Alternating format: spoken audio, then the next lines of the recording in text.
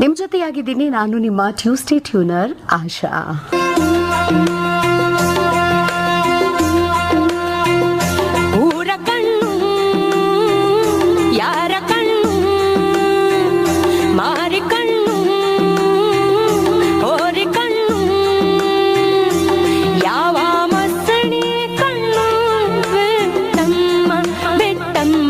ನಮ್ಮ ಪ್ರೀತಿ ಮ್ಯಾಲೆ ನಮ್ಮ ಪ್ರೀತಿ ಮ್ಯಾಲೆ ನಮ್ಮ ಪ್ರೀತಿ ಮ್ಯಾಲೆ ನಮ್ಮ ಪ್ರೀತಿ ಮ್ಯಾಲೆ.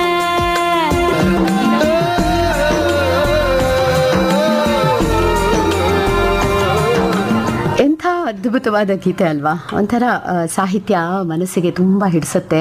ಹಾಗೆಯೇ ಸಂಗೀತ ಕೂಡ ಅಷ್ಟೇ. ಎಷ್ಟೋ ಒಂದು ಮೃದುವಾದ ಭಾವನೆಗಳನ್ನು ನಮ್ಮ ಮನಸ್ಸಿನಲ್ಲಿ ಹುಟ್ಟು ಹಾಕುವಂಥ ಗೀತೆಯೊಂದಿಗೆ ಇವತ್ತಿನ ನವಿಲುಗರಿ ಆರಂಭವಾಗಿದೆ. ಊರ ಕಣ್ಣು, ಹೋರಿ ಕಣ್ಣು, ಮಾರಿ ಕಣ್ಣು ಯಾಕೆ ನಮ್ಮ ಪ್ರೀತಿ ಮೇಲೆ ಬಿತ್ತು ಅಂತ ಕೇಳ್ತಾ ಇನ್ನೊಬ್ಬರಿಗೆ ಹೇಳಿದಾಗ ಅದು ನಮಗೆ ನಿಜವಾಗ್ಲೂ ಇನ್ನಷ್ಟು ಸ್ಪಷ್ಟವಾಗುತ್ತೆ. ಹೌದು ಹೌದು, ಅದಕ್ಕೆ ಹೇಳ್ತಾರಲ್ವಾ, ಕಲಿಸುವುದು ಕಲಿಕೆಯ ಶ್ರೇಷ್ಠ ಮಾರ್ಗ ಅಂತ. ನಾವು ಓದಿದಾಗ ಏನು ಓದ್ತೀವೋ ಅದರ ವಿಷಯ ಅರ್ಥ ಆಗಬಹುದು, ಆದರೆ ಅದನ್ನು ಬೇರೆಯವರಿಗೆ ಬೋಧಿಸಿದಾಗ ಅಂದರೆ ಹೇಳ್ಕೊಟ್ಟಾಗ ಅದು ನಮ್ಮದೇ ಅಂತ ಆಗಿಬಿಡುತ್ತೆ ಅಲ್ವಾ. ಯಾಕಂದರೆ ಬೇರೆಯವರಿಗೆ ವಿವರಿಸಿ ಹೇಳಬೇಕಾದಾಗ ನಾವು ಏನು ವಿವರಿಸಿ ಹೇಳ್ತೀವೋ ಆ ವಿಷಯವನ್ನು ತುಂಬ ಸರಳ ಮಾಡಿ ಯೋಚಿಸಿ ನಾವು ಏನು ಹೇಳಬೇಕು ಅಂತ ಇರ್ತೀವೋ ಅದನ್ನು ರೆಡಿ ಮಾಡ್ಕೊಳ್ಬೇಕಾಗತ್ತೆ. ಹಾಗೆಯೇ ಹೀಗೆ ಬೋಧಿಸೋದ್ರಿಂದ ಅಥವಾ ಬೇರೆಯವರಿಗೆ ಕಲಿಸೋದ್ರಿಂದ ನಮ್ಮ ವಿಚಾರಗಳನ್ನು ತುಂಬ ತುಂಬ ಅಡ್ವಾಂಟೇಜಸ್ ಇದೆ. ಆ ಥರದ್ರಲ್ಲಿ ಬೇರೆ ಏನೇನೆಲ್ಲ ಅಡ್ವಾಂಟೇಜಸ್ ಇದೆ ಅಂತ ಹೇಳೋದೇ ಇವತ್ತಿನ ಈ ಹೊತ್ತಿನ ನವಿಲುಗರಿಯ ಉದ್ದೇಶ. ನಿಮಗೆ ಹೇಳ್ತಾ ಇದ್ದೀರಾ ನವಿಲುಗರಿ ಕಾರ್ಯಕ್ರಮವನ್ನು. ನೋಡಿ, ನಾವು ಬೋಧಿಸುವಾಗ ಅಂದರೆ ನಾವು ಕಲ್ತ್ಕೊಂಡಿರುವಂತಹ ವಿಷಯನ ಬೇರೆಯವರಿಗೆ ತಿಳಿಸ್ಬೇಕಾದ್ರೆ ಮೊದಲನೇದಾಗಿ ನಮ್ಮ ಅರಿವು, ನಾವು ಏನು ಕಲ್ತ್ಕೊಂಡಿರ್ತೀವೋ, ನಾವು ಏನು ತಿಳ್ಕೊಂಡಿರ್ತೀವೋ ಆ ಜ್ಞಾನ ಇನ್ನೂ ಆಳವಾಗ್ತಾ ಹೋಗುತ್ತೆ. ಮತ್ತು ನಾವು ಕಲ್ತ್ಕೊಳ್ಬೇಕಾದ್ರೆ ಅದು ಮನಸ್ಸಲ್ಲಿ ಇರುತ್ತೆ, ಇಲ್ಲ ಅಂತಲ್ಲ. ಆದರೆ ಆಫ್ಟರ್ ಸರ್ಟನ್ ಟೈಮ್ ಅದನ್ನು ನಾವು ಪುಟ್ ಟು ಯೂಸ್ ಅಂತ ಅಂದರೆ ಅದನ್ನು ನಾವು ಉಪಯೋಗಿಸ್ಲಿಲ್ಲ ಅಂದರೆ ನಮ್ಮ ಜ್ಞಾನವನ್ನು ಹೊರೆ ಹಚ್ಚದೇ ಇದ್ದರೆ ಅದು ಹಾಗೆ ಮಾಸಿ ಹೋಗ್ತಾ ಹೋಗುತ್ತೆ ಅಲ್ವಾ. ಮನಸ್ಸಿನಲ್ಲಿರುವಂತಹ ವಿಷಯ ಜ್ಞಾನ ಕಡಿಮೆ ಆಗ್ತಾ ಹೋಗುತ್ತೆ. ಅದೇ ನಾವು ಯಾವುದಾದ್ರೂ ವಿಷಯವನ್ನು ಬೇರೆಯವರಿಗೆ ಹೇಳ್ಕೊಡ್ತಾ ಹೋದರೆ ಅದು ನಮ್ಮ ಮನಸ್ಸಿನಲ್ಲಿ ಹೆಚ್ಚು ಕಾಲ ಉಳಿಯುತ್ತೆ ಅಂತ ನಮ್ಮ ಎಕ್ಸ್ಪೀರಿಯನ್ಸ್ ಹೇಳುತ್ತೆ. ಮತ್ತೊಂದು ಮಹತ್ವದ ಸಂಗತಿ ಏನಂದರೆ, ಎಷ್ಟೋ ಬಾರಿ ಬೇರೆಯವರಿಗೆ ಹೇಳ್ಕೊಡುವಾಗಲೇ ನಮಗೆ ಅದು ಗೊತ್ತಾಗೋದು, ಅಯ್ಯೋ ಇದೇ ನನಗೆ ಇನ್ನೂ ಸ್ಪಷ್ಟವಾಗಿರಲಿಲ್ವಲ್ಲ, ಹೌದಲ್ವಾ ಅಂತ. ಅದನ್ನು ಮತ್ತೆ ಮತ್ತೆ ಆಳವಾಗಿ ಹೆಚ್ಚು ಅಧ್ಯಯನ ಮಾಡಿ ಮತ್ತೆ ಕಲಿಯೋದಕ್ಕೆ ಇಂತಹ ಒಂದು ಬೋಧನೆ ನಮ್ಮನ್ನು ಪ್ರೇರೇಪಿಸುತ್ತೆ. ಹಾಗೆ ಬೋಧನೆ ನಾವು ಯಾರಿಗಾದ್ರೂ ಏನಾದ್ರು ಹೇಳ್ಕೊಡ್ಬೇಕಾದ್ರೆ ನಮ್ಮ ಸಂವಹನ ಕೌಶಲ್ಯ ಅಂದರೆ ನಮ್ಮ ಕಮ್ಯುನಿಕೇಟಿವ್ ಸ್ಕಿಲ್ಸ್ ಅದು ಜಾಸ್ತಿ ಆಗತ್ತೆ ಅನ್ನೋದು ಪ್ರಾಕ್ಟಿಕಲ್ ಆಗಿ ಅಂದರೆ ಪ್ರಾಯೋಗಿಕವಾಗಿ ಕಂಡುಕೊಂಡಂತಹ ಸತ್ಯ. ಹಾಗೆಯೇ ನಾವು ಯಾರಿಗೆ ಹೇಳ್ಕೊಡ್ತಾ ಇರ್ತೀವಲ್ಲ ಅವರು ಕೆಲವು ಪ್ರಶ್ನೆಗಳನ್ನು ಕೇಳ್ತಾರೆ, ಅದು ಹೇಗೆ ಇದು ಹೇಗೆ ಅಂತ. ಹಾಗೆ ಅವರು ಪ್ರಶ್ನೆಗಳನ್ನು ಕೇಳುವಾಗ ಅದಕ್ಕೆ ಉತ್ತರ ಕೊಡಬೇಕಾದ್ರೆ ನಾವು ಒಂದಷ್ಟು ಯೋಚನೆ ಮಾಡಬೇಕಲ್ವಾ. ಆ ಯೋಚನೆ ಮಾಡುವಂತಹ ಆ ಚಿಂತನೆ ಮತ್ತು ಏನು ಆ ಪ್ರಾಸೆಸ್ ಇದೆಯಲ್ಲ, ಆ ಪ್ರಕ್ರಿಯೆ ಏನಿದೆ, ಅದ್ರ ಮೂಲಕ ನಮ್ಮ ವಿಶ್ಲೇಷಣಾ ಶಕ್ತಿ ಕೂಡ ವೃದ್ಧಿಸುತ್ತೆ ಅಂತ ಹೇಳ್ತಾರೆ ಬೋಧಕರು. ಯಾರೆಲ್ಲ ಬೋಧಕರಿದ್ದೀರೋ ಅಂದರೆ ಅದು ಪೋಷಕರಾಗಿರಬಹುದು, ಗುರುಗಳಾಗಿರಬಹುದು, ಅಥವಾ ಗ್ರೂಪ್ ಸ್ಟಡೀಸ್ ಮಾಡುವಾಗ student to student, friend to friend ಹೇಳ್ಕೊಡ್ತಾ ಇರ್ತೀವಲ್ವಾ, ಅದಾರೂ ಆಗಿರಬಹುದು. ನಾವು ಯಾರಿಗೆ ಏನೇ ವಿಷಯ ಕಲಿಸಿದ್ರು ಈ ಎಲ್ಲ ವಿಷಯಗಳು ಗಮನಕ್ಕೆ ಬರ್ತಾನೆ ಇರುತ್ತೆ ಕಲಿಸುವವರಿಗೆ. ಏನಂತೀರಾ?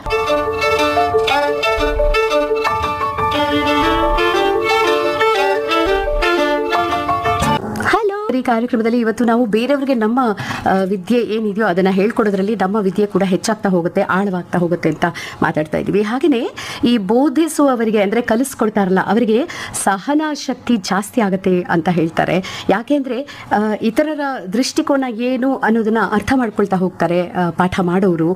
ಅವ್ರಿಗೆ ಹೇಗೆ ಕೇಳಿಸ್ಕೊಳ್ಳೋರು ಯಾರಿರ್ತಾರೋ ಅವ್ರಿಗೆ ಹೇಗೆ ಅರ್ಥ ಆಗಬೇಕು ಅನ್ನೋ ನಿಟ್ಟಿನಲ್ಲಿ ಯೋಚನೆ ಮಾಡೋದ್ರಿಂದ ಅವರು ಅದನ್ನು ಕಲ್ತ್ಕೊಳ್ತಾ ಹೋಗ್ತಾರಂತೆ. ಅಂದರೆ ಅವ್ರಿಗೆ ಹೇಗೆ ಬೇಕು ಅದನ್ನು ಹೇಳ್ಕೊಳ್ಳುವಂತಹ ಕಲೆ ಜಾಸ್ತಿ ಆಗ್ತಾ ಹೋಗುತ್ತೆ ಅಂತ ಹೇಳ್ತಾರೆ. ಹಾಗೆಯೇ ಸಹಾನುಭೂತಿ ಮತ್ತು ನಾಯಕತ್ವದ ಗುಣಗಳು ತುಂಬ ಬರುತ್ತೆ ಅಂತ ಹೇಳ್ತಾರೆ ಕಲಿಸುವವರಿಗೆ ಅಥವಾ ಬೋಧಕರಿಗೆ ಅಥವಾ ಶಿಕ್ಷಕರಿಗೆ ಅಂತ ಸಾಬೀತಾಗಿದೆ. ಇನ್ಫ್ಯಾಕ್ಟ್ ಯಾವತ್ತು ನೋಡಿ ಒಬ್ಬ ಟೀಚರ್ ಮಾತನಾಡುವಂತಹ ಏನು ನಿಟ್ಟು ಅಂತ ಹೇಳ್ತೀವಲ್ವಾ, ದಾರಿ ಅಥವಾ ಅವರ ಶೈಲಿ ಏನಿದೆ ಅದು ಸಾಮಾನ್ಯ ಜನರಿಗೆ ಡಿಫ್ರೆಂಟ್ ಆಗಿರುತ್ತೆ. ಹಾಗಂತ ಸಾಮಾನ್ಯ ಜನರು ಮಾತನಾಡುವುದು ಸರಿ ಇಲ್ಲ ಅಂತ ಹೇಳ್ತಲ್ಲ ನಾನು, ಅವರ ಶೈಲಿನೇ ಡಿಫ್ರೆಂಟ್ ಆಗಿರುತ್ತೆ. ಇರುತ್ತೆ. ಒಬ್ಬ ಟೀಚರ್ನ ನೀವು ಸ್ಟೇಜ್ ಮೇಲೆ ಬಿಟ್ಟು ಮಾತಾಡಿ ಅಂತ ಹೇಳಿದಾಗ ಅವರ ಗತ್ತು ಗಾಂಭೀರ್ಯ, ಅವರ ಶೈಲಿನೇ ಒಂಥರ ವಿಪರೀತವಾಗಿ ಡಿಫ್ರೆಂಟ್ ಆಗಿರುತ್ತೆ. ಖುಷಿ ಕೊಡುವಂತಹ ನಾಯಕತ್ವದ ಗುಣಗಳು ಅವರಲ್ಲಿ ಬೆಳೆಯುತ್ತೆ ಅಂತ ಹೇಳ್ತಾರೆ. ಒಂದೇ ಒಂದು ಹಾಡಿನ ಅಂತರದಲ್ಲಿ ನಿಮಗೆ ಒಬ್ಬರು ಬೋಧಕರ ಜೊತೆ ಮಾತಾಡಿಸ್ತೀನಿ, ಅವ್ರು ಹೇಗೆ ಕಲಿಸುತ್ತಾ ತಮ್ಮ ಕಲಿಕೆಯನ್ನು ಜಾಸ್ತಿ ಮಾಡಿಕೊಂಡ್ರು ಅನ್ನೋದನ್ನ ಹೇಳ್ತಾರೆ. ಮಾತಾಡ್ಸೋಣ ಬನ್ನಿ, ಆದರೆ ಈ ಒಂದು ಹಾಡಿನ ನಂತರ ಆಗ್ಬೋದಾ? Baby, I love you so, baby, I love you so. Welcome back. ನಾನು ನಿಮಗೆ ಪ್ರಾಮಿಸ್ ಮಾಡಿದ್ದೆ ಒಬ್ಬರ ಜೊತೆ ಮಾತಾಡಿಸ್ತೀನಿ, ಅವರು ನಮ್ಮ ಕಲಿಕೆಯನ್ನು ಬೇರೆಯವರಿಗೆ ಕಲಿಸೋದ್ರ ಜೊತೆಗೆ ಹೇಗೆ ನಮ್ಮ ಕಲಿಕೆಯನ್ನು ಇನ್ನೊಂದು ಸ್ವಲ್ಪ ಅಪ್ಗ್ರೇಡ್ ಮಾಡ್ಕೊಳ್ಬೋದು ಅಂತ ಹೇಳ್ಕೊಡ್ತಾರೆ ಅಂತ. ಮೇಡಮ್ ನಮಸ್ಕಾರ. ನಮಸ್ತೆ ಮ್ಯಾಮ್. ನಮಸ್ತೆ. ಹೇಗಿದ್ದೀರಾ ಶೈನಾ ಶ್ರೀನಿವಾಸ್ ಶೆಟ್ಟಿ ಮೇಡಮ್? ಚೆನ್ನಾಗಿದ್ದೀನಿ ಮ್ಯಾಮ್, ಚೆನ್ನಾಗಿದ್ದೀನಿ. ನೀವ್ ಹೇಗಿದ್ದೀರಿ? ಆರಾಮ್. ಆದ್ರೆ ಏನ್ರಿ ನಿಮ್ಮ ತಲೆಯಲ್ಲಿ ಅಷ್ಟೊಂದು ಬುದ್ಧಿ ಇದೆ, ಗಣಿತ ಶಾಸ್ತ್ರದಲ್ಲಿ ಗೋಲ್ಡ್ ಮೆಡಲಿಸ್ಟ್ ನೀವು, ಅದು ಹೇಗೆ ಸಾಧ್ಯ ಆಯ್ತು? ಎಲ್ಲವೂ ಕಲಿಯುವುದು, ಕಲಿಸುವುದು, ಜೊತೆಗೆ ಪುನಃ ಅದನ್ನ ವಾಪಸ್ಸು ಈಗ ಕಲಿಸ್ತಾ ಮತ್ತೆ ಕಲಿಯೋದು, ಇದರಿಂದಾನೇ ಕಲಿತಿರೋದು. ಇವತ್ತಿನ ವಿಷಯ ಅದೇನೆ, ನಾವು ಕಲಿಸ್ತಾ ಬೇರೆಯವರಿಗೆ ನಮಗೆ ಗೊತ್ತಿರುವಂತಹ ವಿದ್ಯೆಯನ್ನ ನಾವು ಮತ್ತೆ ಕಲಿಯುವಂಥದ್ದು. ಹೇಳಿ, ನೀವು ಶಿಕ್ಷಕಿಯಾದ ಹೊಸರಲ್ಲಿ ಮೊದಲ ಬಾರಿಗೆ ನೀವು ವಿದ್ಯಾರ್ಥಿಗಳನ್ನ ಹೇಳ್ಕೊಡ್ತೀನಿ ಅಂತ ಫೇಸ್ ಮಾಡಿದ್ರಲ್ಲ, ಅವಾಗ ಹೇಗಿತ್ತು ಎಕ್ಸ್ಪೀರಿಯನ್ಸ್ ನಿಮ್ದು? ಬಹಳ ಚಂದದ ಅನುಭವ. ಅದನ್ನ ಶಬ್ದಗಳಲ್ಲಿ ಹೇಳಲಾಗೋದು. ನನ್ನ ಫಸ್ಟ್ ಅಪಾಯಿಂಟ್ ಆಗಿದ್ದು ನಾನು ಉಡುಪಿಯಲ್ಲಿ. ಅಲ್ಲಿ ತರಗತಿ ಕೋಣೆಗೆ ಹೋದಾಗ ಮಕ್ಕಳ ಮನಸ್ಸು ಮತ್ತೆ ಮಕ್ಕಳ ಕಣ್ಣುಗಳು ಇರುತ್ತಲ್ವ ಮ್ಯಾಮ್, ಅವರು ನಮ್ಮನ್ನೇ ನೋಡುವ ರೀತಿ ಅದನ್ನ ಪದಗಳಲ್ಲಿ ಹೇಳಲಿಕ್ಕೆ ಸಾಧ್ಯ ಇಲ್ಲ. ಅಂದ್ರೆ ಟೀಚರ್ ಏನೇ ಹೇಳಿಕೊಟ್ರು ಅದನ್ನೇ ಅವರು ನಂಬುತ್ತಾರೆ. ನಾವು ನಮ್ಮನ್ನೇ ಅವರು ದೇವರ ಸ್ಥಾನದಲ್ಲಿ ನಿಂತು ನೋಡ್ತಾರೆ ಅನ್ನೋದನ್ನ ತಿಳಿಯುವುದೇ ಒಂದು ರೋಮಾಂಚನಕಾರಿಯಾದ ಅನುಭವ. ಕರೆಕ್ಟ್. ಹಾಗೇನೆ ನೀವು ಕಲಿಸಬೇಕಾದ್ರೆ, ಈಗಲೂ ಕೂಡ ನೀವು ಮಕ್ಕಳಿಗೆ ಹೇಳ್ಕೊಡ್ಬೇಕಾದ್ರೆ ಏನೆಲ್ಲ ಪ್ರಿಪರೇಷನ್ ಸಿದ್ಧತೆಗಳನ್ನ ಹೇಗೆ ಮಾಡ್ಕೊಳ್ತೀರಾ ನೀವು? ನಾವು ಅಂದ್ರೆ ಒಂದು ಟೆಕ್ಸ್ಟ್ ಪುಸ್ತಕ ಅನ್ನೋದನ್ನ ನಾವು ಮಾನದಂಡವಾಗಿ ಇರಿಸ್ಕೊಳ್ತೇವೆ, ಅದರಲ್ಲಿ ಇರೋದನ್ನೇ ಕಲಿಸ್ಬೇಕು ಅಂತ. ಆದ್ರೆ ಯಾವಾಗ್ಲೂ ಕೂಡ ನಾನೊಬ್ಳು ಗಣಿತ ಮತ್ತು ಭೌತ ವಿಜ್ಞಾನ ಶಿಕ್ಷಕಿ, ಫಿಸಿಕ್ಸ್ ಟೀಚರ್ ಆದ್ರಿಂದ ನಾನು ಯಾವಾಗ್ಲೂ ಹೇಳಿಕೊಡುವಾಗ ಬರೀ ಕಂಟೆಂಟಿಗೆ ಮಾತ್ರ, ಅಂದ್ರೆ ಪಠ್ಯಕ್ರಮಕ್ಕೆ ಹೋಗುದಿಲ್ಲ. ಈಗ ಒಂದು 10ನೇ ಕ್ಲಾಸ್ ನ ಮಗುವಿಗೆ ಒಂದು ಗಣಿತವನ್ನ ಹೇಳ್ಕೊಡ್ಬೇಕು ಅಂದಾಗ ಆ ಮಗುವಿಗೆ ಹೆಚ್ಚಿನ ಮಕ್ಕಳಿಗೆ ನಮ್ಮ ಸರ್ಕಾರಿ ಶಾಲೆಯಲ್ಲಿ ಕೆಲವೊಂದು ಮಕ್ಕಳಿಗೆ ಸ್ವಲ್ಪ ಬೇಸಿಕ್ ಇರುವುದಿಲ್ಲ. ಅಂದ್ರೆ ಅವರು ಯಾವುದೋ ಊರಿಂದ ವಲಸೆ ಬಂದಿರ್ತಾರೆ, ಮತ್ತೆ ಇರ್ರೆಗ್ಯುಲರ್ ಆಗಿರ್ತಾರೆ, ಗೈರು ಹಾಜರಾಗಿರ್ತಾರೆ. ಹಾಗಾಗಿ ಅವರಿಗೆ ಬುಡದಿಂದ ಹೇಳಿಕೊಡ್ತಾ ಬರ್ಬೇಕು, ಅಂದ್ರೆ ಬೇಸಿಕ್ ಇಂದ ಹೇಳಿಕೊಡ್ತಾ ಬರ್ಬೇಕು. ಆಗ ಆ ಮಕ್ಕಳಿಗೆ ಎಷ್ಟು ಅರ್ಥ ಆಗಿದೆ ಅನ್ನೋದನ್ನ ನಾನು ಅರ್ಥೈಸಿಕೊಂಡು ಆ ಮಗುವಿಗೆ ಇನ್ನೇನು ಹೇಳಿಕೊಡ್ಬೇಕು ಅನ್ನೋದಕ್ಕೆ ನಾನು ಮತ್ತೆ ಪ್ರಿಪೇರ್ ಆಗ್ಬೇಕಾಗುತ್ತೆ. ನೋಡಿ, ಇವತ್ತಿನ ಈ ವಿಷಯಕ್ಕೆ ನೀವು ಹೇಳಿದ ಮಾತುಗಳು ಎಷ್ಟು ಸೂಕ್ತವಾಗಿದೆ ಅಂದ್ರೆ, ನೀವು ಆ ಮಗುವಿನ ಮಟ್ಟಕ್ಕೆ ಇಳಿದು ಅದಕ್ಕೆ ಅರ್ಥ ಮಾಡ್ಕೊಳ್ಳೋದ್ರಲ್ಲಿ ನೀವು ಕೂಡ ಮತ್ತಷ್ಟು ಆಳವಾಗಿ ನಿಮ್ಮ ಗಣಿತ ಜ್ಞಾನ ಇರ್ಬೋದು, ಭೌತಶಾಸ್ತ್ರದ ವಿಷಯಗಳನ್ನಿರ್ಬೋದು, ಅದನ್ನ ಮತ್ತೆ ನೀವು ಕಲಿತಾ ಹೋಗ್ತೀರಾ ಅಂತ ಹೇಳ್ಬೋದು.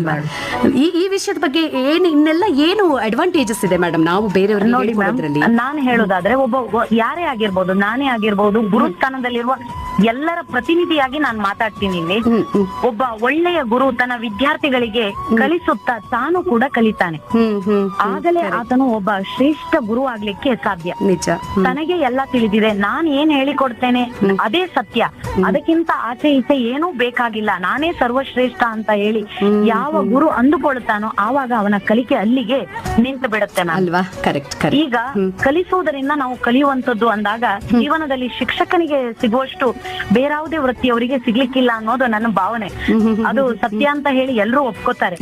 ಈಗ ಪ್ರತಿನಿತ್ಯ ನೀವು ಹೇಳ್ಕೊಡುವಂತ ಸ್ಥಾನದಲ್ಲಿ ಇರ್ತೀರಾ, ನೀವು ಪ್ರತಿ ದಿವಸ ಪಾಠವನ್ನ ಮಾಡ್ತಾ ಇರ್ತೀರಾ. ಹಾಗಾಗಿ ಒಬ್ಬ ಶಿಕ್ಷಕ ಅಂದ್ರೆ ಅವನಿಗೆ 24/7 ಏನಿರುತ್ತೆ ಅದು ಕಲಿಕೆ ಹಾಗೂ ಕಲಿಸುವುದು ಎರಡು ನಿರಂತರವಾಗಿ ಜೊತೆಯಾಗಿ ನಡ್ಕೊಂಡು ಬರ್ತಾ ಇರುತ್ತೆ ಅಲ್ವಾ? ಹೌದು, ಖಂಡಿತ ಮ್ಯಾಮ್. ಹಾಗಾಗಿಯೇ ಗುರುವನ್ನ ದೇವತಾ ಸ್ಥಾನದಲ್ಲಿಟ್ಟು ಪೂಜಿಸ್ತಾರೆ. ಗುರು ಅಂದ್ರೂ ಕೂಡ ಹಾಗೆ ನೋಡಿ, ಗುರು ಕತ್ತಲೆಯಿಂದ ನಮ್ಮನ್ನ ಬೆಳಕಿನಡೆಗೆ ತರುವವನು ಅನ್ನುವಂಥದ್ದು. ನಿಮ್ಮ ಈ ಮಾತಿಗೆ ಪೂರಕವಾಗಿ ನನಗೆ ರವೀಂದ್ರನಾಥ್ ಟಾಗೋರ್ ಅವರ ಒಂದು ಮಾತು ನೆನಪಾಗ್ತಾ ಇದೆ. ಬೋಧನೆ ಅಂದ್ರೆ ಜ್ಞಾನವನ್ನ ನಾವು ಇತರರಿಗೆ ಅಂದ್ರೆ ವಿದ್ಯಾರ್ಥಿಗಳಿಗೆ ತುಂಬುವುದಲ್ಲ, ಕಲಿಕೆಯ ದೀಪವನ್ನ ತಾನೂ ಕೂಡ ಅಂದ್ರೆ ಶಿಕ್ಷಕನು ಕಲಿಕಾರ್ಥಿಯಾಗಿ ವಿದ್ಯಾರ್ಥಿಯೊಂದಿಗೆ ಒಟ್ಟಿಗೆ ಸೇರಿಕೊಂಡು ಆ ದೀಪವನ್ನ ಬೆಳಗಿಸುವಂತದ್ದು ಅಂತ ಎಂತ ಅರ್ಥಪೂರ್ಣವಾದ ಮಾತುಗಳು. ನಿಜ ನಿಜ. ಪ್ರತಿ ದಿನವೂ ಕೂಡ ನಾವು ವಿದ್ಯಾರ್ಥಿಯ ಎದುರಿಗೆ ಬಂದು ನಿಂತಾಗ ನಮ್ಮ ಮನಸ್ಸಿನಲ್ಲಿ ನಾನು ಮಗುವಿಗೆ ಕಲಿಸ್ತೇನೆ, ಮಗುವಿನಿಂದ ನಾನೊಂದು ಹೊಸ ವಿಷಯವನ್ನ ಕಲಿತೇನೆ. ಕರೆಕ್ಟ್ ಕರೆಕ್ಟ್ ಅಲ್ವಾ? ಆ ಮನಸ್ಥಿತಿಯಲ್ಲಿಯೇ ತರಗತಿ ಕೋಣೆಗೆ ನಾನು ಹೋಗ್ತೇನೆ ಮ್ಯಾಮ್. ಇಲ್ಲ, ತುಂಬಾ ಅದ್ಭುತವಾದ ಮಾತನ್ನ ಹೇಳಿದ್ರಿ. ಅವರು ಗುರು ಅಥವಾ ಒಂದು ಸ್ಕೂಲ್ ಟೀಚರು, ಕಾಲೇಜ್ ಲೆಕ್ಚರರು ಅನ್ನೋ ಹಣೆಪಟ್ಟಿನೇ ಇರಬೇಕು ಅಂತ ಇಲ್ಲ. ನೀವು ಹೇಳಿದಾಗ ಯಾರೇ ಕಲಿಸುವ ಸ್ಥಾನದಲ್ಲಿ ನಿಂತರೂ ಕೂಡ ಒಂದು ಓಪನ್ ಮೈಂಡ್, ನಾನು ಹೇಳ್ಕೊಡ್ತಿರೋದೇ ಪರಮ ಸತ್ಯ ಅಲ್ಲ, ಇದರಿಂದ ಆಚೆಗೂ ಸತ್ಯಗಳಿವೆ ಅನ್ನೋದನ್ನ ಅರ್ಥ ಮಾಡಿಕೊಂಡು ನಮ್ಮ ಕಲಿಕೆಯನ್ನ ಆಳ ಮಾಡ್ಕೊಳ್ತಾ ಅಗಲ ಮಾಡ್ಕೊಳ್ತಾ ಹೋದಷ್ಟು ಹೇಳ್ಕೊಡೋದು ಸುಲಭ ಆಗತ್ತೆ, ಕಲಿಸೋದಕ್ಕೂ ತುಂಬಾ ಸುಲಭ ಆಗತ್ತೆ ಅಂತ ಅನ್ಸುತ್ತೆ. Thank you Shaina Shetty madam ಅವರೇ, ನೀವು ತುಂಬಾ ಅದ್ಭುತವಾಗಿ ಮಾತನಾಡಿದ್ರಿ. ಮನದಟ್ಟಾಯ್ತು ನೀವು ಹೇಳಿದ ವಿಷಯ. ನಿಜವಾಗ್ಲೂ ಗುರು ಅನ್ನೋದಕ್ಕೆ ವ್ಯಾಖ್ಯಾನ ಕೊಟ್ಟಿದ್ದು ತುಂಬಾ ಇಷ್ಟ ಆಯ್ತು. Thank you so much. ನಮಸ್ಕಾರ ಮೇಡಮ್. ಆಕಾಶ ಭೂಮಿಯಿಂದ ಒಂದಾದ ಹಾಗಿದೆ ನನ್ನ ಈ ಚೆಲುವನ್ನು. ಆಹಾ, ಎಂಥ ಅದ್ಭುತವಾದ ಹಾಡು ಅಂತ ನಿಮ್ಗೆ ಅನ್ನಿಸ್ತಿದೆ ಅಲ್ಲ? ಶ್ರೇಯಾ ಘೋಷಾಲ್ ಅವರ ಧ್ವನಿಯಲ್ಲಿ ಕೇಳ್ತಾ ಇದ್ರಿ ಆಕಾಶ ಭೂಮಿ ಹಾಡನ್ನ FM ರೈನ್ಬೋದಲ್ಲಿ. ಹೌದ್ರಿ, ನೀವು ಇವತ್ತಿನ ಹಾಡುಗಳಲ್ಲಿ ಇರುವಂತಹ ಒಟ್ಟಾರೆ ವಿಶೇಷ ಏನು ಅಂತ ಎಕ್ಸಾಕ್ಟ್ಲಿ ರೈಟ್. ಸುದೀಪ್ ಅವರ ಹಾಡುಗಳನ್ನ, ಸುದೀಪ್ ಚಿತ್ರದ ಹಾಡುಗಳನ್ನ ನಾನು ನಿಮಗೆ ಪ್ರಸಾರ ಮಾಡ್ತಾ ಇದ್ದೀನಿ. ಪ್ರಸನ್ನ ಕುಮಾರ್ ಅವರು ಹೇಳಿದ್ರು ಸುದೀಪ್ ಚಿತ್ರದ ಹಾಡುಗಳು ಅಂತ. ಆಮೇಲೆ ಕಲಿಸೋದ್ರಿಂದ ನಮ್ಮ ಕಲಿಕೆ ಕೂಡ ಇಂಪ್ರೂವ್ ಆಗುತ್ತೆ ಅಂತ, ಹೌದಾ ಅಂತ ನಿಮ್ಗೆ ಅನ್ಸುತ್ತಾ ಅಂತ ಕೇಳಿದ್ದೆ. ಹೌದು ಅಂತ ಹೇಳ್ತಾ ಇದ್ದಾರೆ ರಾಜಶೇಖರ ಕನಕಾಪುರ ಕನಕುಪ್ಪಿಯಿಂದ, ರಾಜಾಜಿನಗರಿಂದ.